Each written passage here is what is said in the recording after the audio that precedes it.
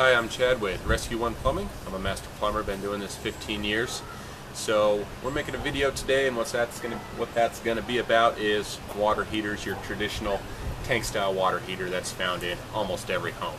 So we'll probably do some other videos sometime down the line that are going to be about tankless water heaters and indirect fired water heaters, some more energy efficient, higher recovery water heaters. But this is what you're going to find in most houses. So, today's just going to be a quick video. We're going to go over all the different parts and pieces, why they're important, how they work, how to test them, how often they should be tested. So, start with, every water heater should have a valve, and that's in case this guy does fail on you in a big way. You want to be able to shut it off pretty fast. Now, this is a ball valve. A lot of the older water heaters are going to have gate valves, which is just going to be a handle. But this is what you want to look for, and you want to shut it off when the water heater goes out or starts leaking, or you just need to service it. So everyone will have a valve. The other thing is your expansion tank. Should always be located on the cold side. As you face the water heater, the front side, you're going to have hot on the left, cold on the right. The expansion tank needs to be located on this line. It's a common mistake I see around here is people will put it on the hot line, and it's not recommended there at all. So they always recommend it on the cold line. Occasionally people will install it in the crawl space away from the water heater. It's still up to code. Code says it needs to be between the main house valve and the cold side of the water heater to be effective. So most of the time they'll put them at the water heater, but again, if you don't see one right away at your water heater, what you might want to do is go check the crawl space and just look for a tank. So but basically about the tank is, it's a metal tank and it's got an inner tube inside of it, and you can fill it right there. So most of them come pre-charged from the factory. This one says factory pre-charge 40 pounds. I don't know if you can see that or not. We'll check it out later. So they'll all need to be adjusted. How you do that is you're going to take a reading off the house pressure, and whatever that pressure reading is, you need to match the expansion tank to it. Otherwise it won't work effectively. Sorry. So, and this is how you fill it. You just hook it up to an air compressor. Your pressure reading, you'll go ahead and you'll match it. You'll fill it up. You've got a pressure of 75 here. You'll just match this to 75. So, and oh yeah, okay. So inside the expansion tank, like I said, is an inner tube, and water's going to enter here. Sorry if I can do this here. So water's going to enter here, and as the systems are matched, you're not going to have any water entering the tank until you go through a heat cycle. So as water is heated, if it doesn't have anywhere to expand to, it's going to create a lot of pressure, and the average is 4 to 6 pounds of pressure per degree of temperature rise. So if the water cannot expand into the tank, what it's going to do is it's going to build up pressure on your tank, this tank. And it's going to build a lot of pressure, and it's going to cause it to fracture, damage, or start leaking out the relief valve here, which we'll get to that here in a minute. So with a working expansion tank, what will happen is the water will come up in here. Air will compress, water won't. So that's why you have an air tank. I think that explains that.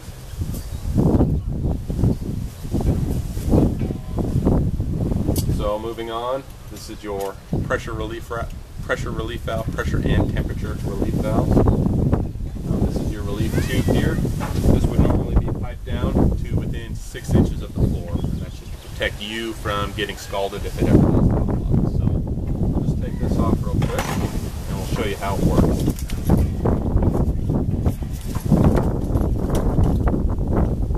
So inside the valve, you're going to see a spring and a cup, and that's your seal.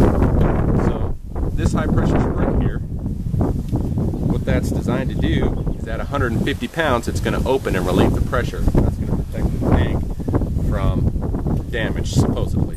So sometimes I have seen them damaged, you know, at those kind of pressures, but this is to mitigate that. So if you can read with me here, all these pressure relief gauges are going to have a rating on them. And this one's actually 175 psi, should be set to 150. And the max temperature is 210 degrees Fahrenheit. That's 2 degrees just shy of boiling. Boiling is 212. So to show you how this works, so it's a dual valve, pressure and temperature. The pressure is the spring here. That's going to open up. I don't know if you guys can see that. It's going to open, and that cup's going to move, and it's going to relieve some pressure. And that's just water pressure pushing. It's going to push that open.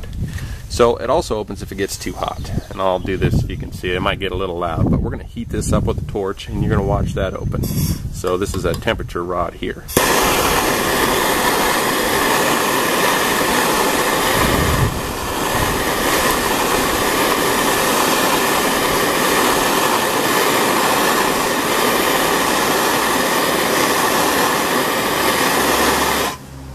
See that? Opened right up. We got it pretty hot, well over 210. And what it's going to do is it's going to open up and it's going to relieve the pressure of the hot water. So once it gets to boiling, you know, that becomes a safety issue. So you want one of these active and working. They should be checked once a year. How you check them is you just pull this. You relieve a little bit of water. Sorry, you'll pull this handle and it'll open the cup. You'll relieve some water. If it doesn't reseal, they recommend replacing it. So that's how those work. Pressure and temperature valve. Put that back in.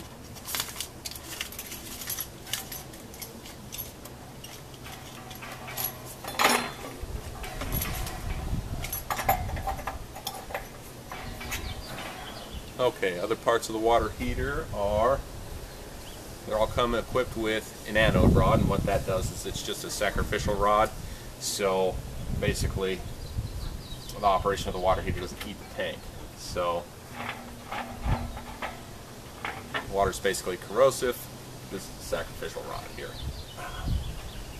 And it's a 15-year-old water heater. As you can see, it's pretty eaten up. So let you take a pretty good look at that. This is a used one. When they start off, they look nice shiny metal all the way through, all the way down, nice round, not corroded like this at all. So yeah, this is galvanic corrosion, and we'll get into that a little more in a different video also. So, but this is to help protect your water heater. Older ones, you'll see them eaten up like this. So we'll put that back in.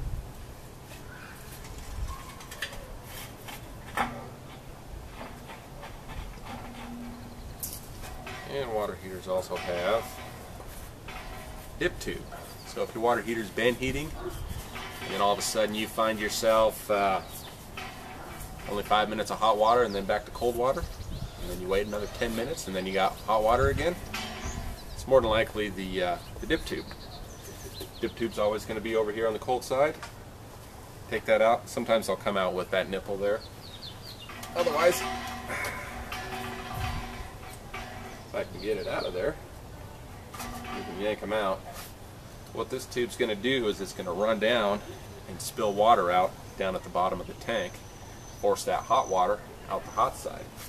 What can happen is these can crack and break, or I can't remember what brand of water heater it was a couple of years ago, had a bunch of them that just went bad after a couple of years, and they would break off basically right here. So what happened is you're only getting cold water down to here, so when you're taking a shower, it just goes straight across and right out your hot side. So you have about just a couple minutes of hot water, and then it's right to cold.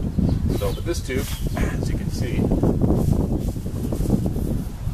is going to extend down and help fill that tank from the bottom and push hot water out. So that pretty much covers it. And of course, I'll have a gas valve and a drain valve. And that's it. Thanks for watching. We're here in Grand Junction, Rescue One Plumbing. Thanks. Bye.